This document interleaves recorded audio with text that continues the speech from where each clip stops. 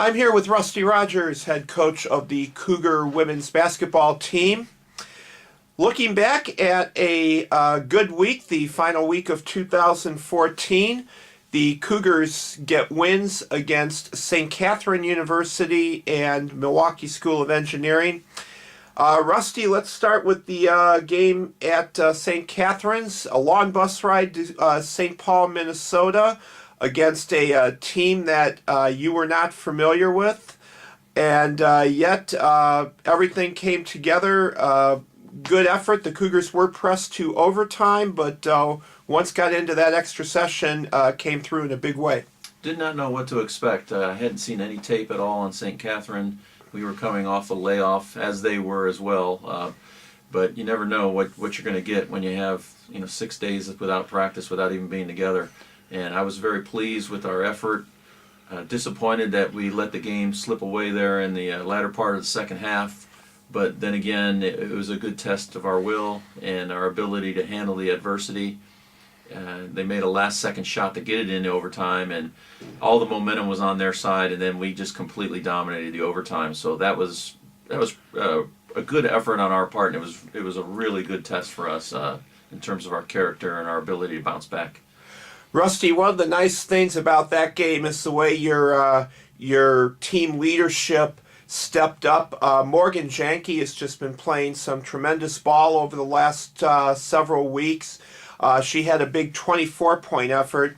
And then your team captain, Cassie Kohler, she was kind of quiet for a good part of the first 40 minutes.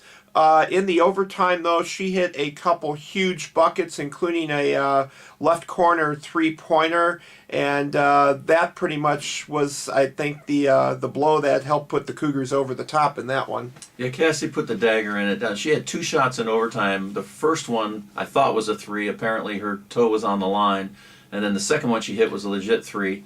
And those were critical. They just put the tempo in our favor and really put the dagger in the heart of the St. Catherine team. That was really pleasing to see because Cassie has sacrificed so much of her game all this season. She's been rebounding, playing great defense, and hasn't had much opportunity to shoot the ball. So that was great to see.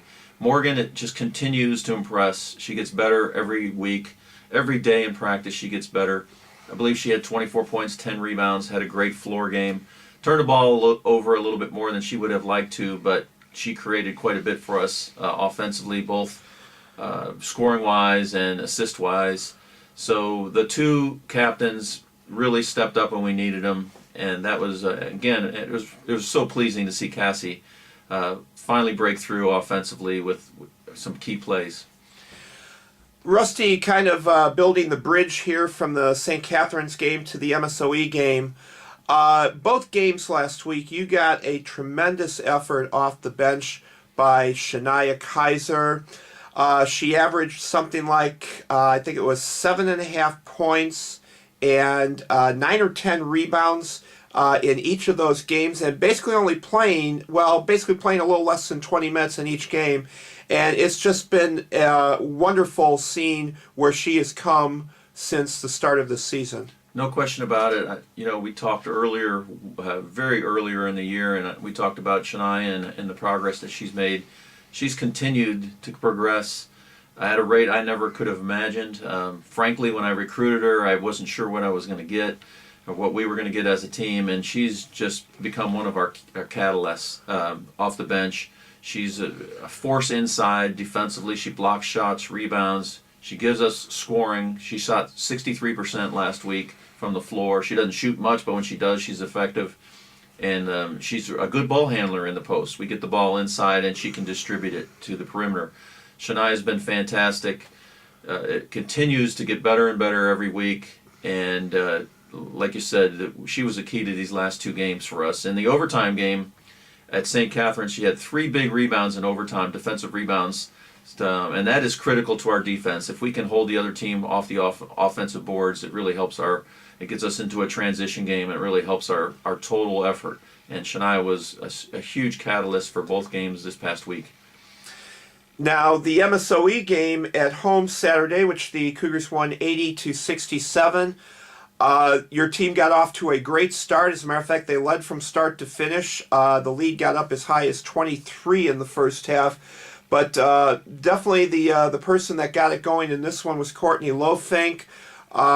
She scored. She hit a couple threes early. She would finish with, I believe it was 18 points, and just good to see her bust out in that game like she did. And she had a rough week of practice shooting wise, and jokingly I mentioned to her that when I played, if I had bad weeks of shooting, you're going to light it up tonight, and she looked at me like I was crazy. But I reminded her after the game, and that's exactly what happened. She was 4 for 4 from three. More importantly, were the timing of her shots. Just seemed like every time MSOE was making a rally, Courtney ended it with a big shot. Courtney, again, is another player that has really been a tremendous performer for us this year. She sees the floor so well. She distributes the ball. And the thing that has surprised everyone is her ability to hit the big shot when we need it. That's not why she was recruited here, and she's turned into be a very timely scorer for us. Double-figure scorer throughout the season. And just a great defensive player as well. I think she might lead the league in steals. So she's an all-around great freshman year. And we really needed her at MSOE a few times and during the portion of that game, and she came through for us. Another key to the win on Saturday, obviously the Cougar defense forcing a lot of turnovers early, never letting the Raiders really get into any kind of rhythm out of the gates.